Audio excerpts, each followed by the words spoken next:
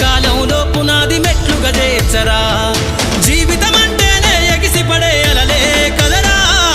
జీవితం అంటేనే ఎగిసిపడే అలలే కదరా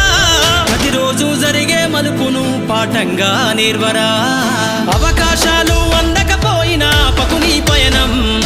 అనుక్షణం నీలో జరగాలి ఓ మేధో మదనం గడిచిపోయిన గతమంతా ఓ అనుభవమేలేరా కదిలే కాలంలో పునాది మెట్లుగా చేర్చరా